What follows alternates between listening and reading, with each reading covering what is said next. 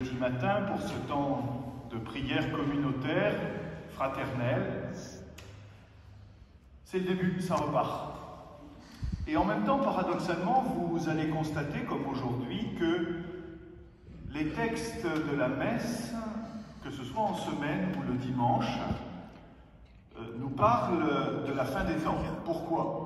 On va arriver petit à petit vers la fin de l'année liturgique, en novembre, et ensuite l'Avent qui signera une année nouvelle. Et logiquement, les textes nous invitent à méditer, pas simplement sur la fin de l'année liturgique, mais sur la fin de l'histoire, sur la fin des temps. C'est peut-être un sujet qui vous travaille pas plus que ça. En même temps, il y a des personnes qui se posent des questions. Vous voyez, paradoxalement, il y a 2 jours, je parlais avec un jeune de retour des JMJ qui me racontait combien il avait été enchanté de tout ce qu'il avait vécu là-bas. Et je lui ai dit, qu'est-ce que tu as retenu le plus? Qu'est-ce qui t'a le plus marqué là-bas? Et en fait, il me dit, c'est les conversations qu'on a eues avec certains autres jeunes, peut-être avec des prêtres, je ne sais pas, je n'ai pas voulu trop creuser, au sujet de l'Apocalypse. Et il me disait, on est pas mal à penser que les temps sont mauvais, de plus en plus difficiles, et qu'on s'approche de la fin. Chez un jeune de 20 ans, c'est curieux d'entendre ça. Alors j'ai essayé de lui expliquer un certain nombre de choses, mais ça veut dire que, vous voyez, chez les chrétiens, chez certains, et peut-être même chez les jeunes, il y a cette inquiétude. Les temps sont mauvais. Oui. Peut-être, par certains côtés, c'est vrai que nous vivons une époque qui n'est pas facile. Cette espèce de confusion entre le bien et le mal, cette perte généralisée des valeurs chrétiennes, ça n'est pas fait pour nous rassurer. Mais par d'autres côtés, notre époque n'est pas plus difficile ou plus dure que d'autres. Au moment où l'Apocalypse a été rédigé, puisqu'il parlait de l'Apocalypse, les chrétiens étaient rejetés par les Juifs, ils étaient persécutés par les Romains, les martyrs commençaient à se compter par centaines et par milliers. De ce point de vue-là, vous voyez, les temps étaient plus durs à l'époque qu'aujourd'hui. Ma conviction, c'est quoi? C'est que chaque époque a à affronter ses propres défis, ses propres difficultés, dans un milieu qui change, parce que la société change.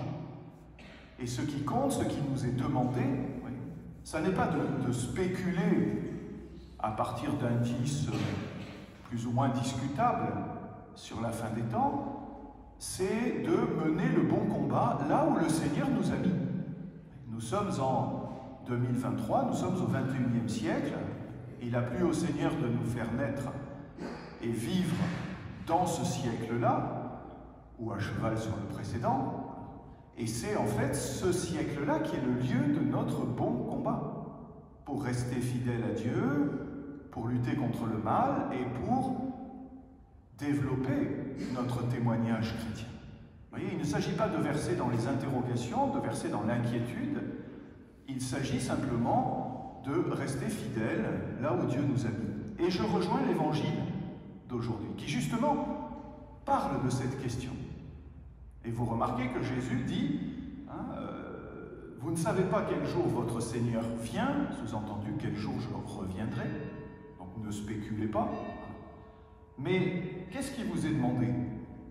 Nous sommes chacun d'entre nous le serviteur, je l'espère, fidèle et sensé, à qui le Maître a confié une charge dans sa maison. Nous avons tous une mission, nous avons tous un ministère. Vous voyez, que nous soyons prêtres ou laïcs ou consacrés, le Seigneur nous a placés dans son Église pour accomplir un service.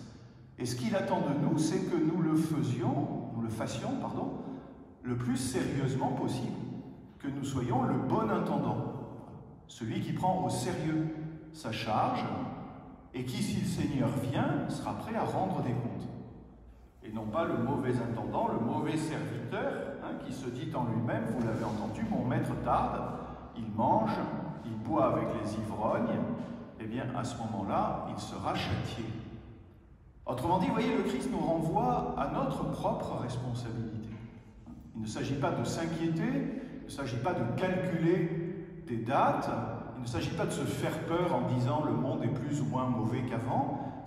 Il s'agit de se poser la question, est-ce que je suis le serviteur fidèle et sensé à qui le Seigneur peut faire confiance? C'est ça la vraie question. Et si nous essayons, malgré nos limites, vous voyez, d'être le serviteur bon et sensé, eh bien, ne nous inquiétons pas. Quand le Seigneur reviendra, nous pourrons lui rendre nos comptes. Et j'espère qu'il nous accueillera dans sa gloire. Et pour terminer, vous voyez, je dirais que c'est un peu la même chose que saint Paul dit dans la première lecture que nous avons entendue. Cet épître aux Corinthiens, c'est le début de l'épître aux Corinthiens. Et qu'est-ce que dit saint Paul à cette communauté, à une époque qui était difficile là aussi, menacée, avec des menaces et des persécutions? Qu'est-ce qu'il leur dit? Soyez fidèles à la grâce qui vous a été donnée, c'est elle qui vous fera tenir fermement jusqu'au bout. Soyez rayonnants de sainteté. Eh bien, voyez, encore aujourd'hui, c'est cela que le Seigneur demande à chacun d'entre nous et à notre communauté. Vivre de la grâce fidèlement, être fidèle à notre vocation et grandir en sainteté. C'est ça le plus important. Le reste, à la grâce de Dieu. Amen.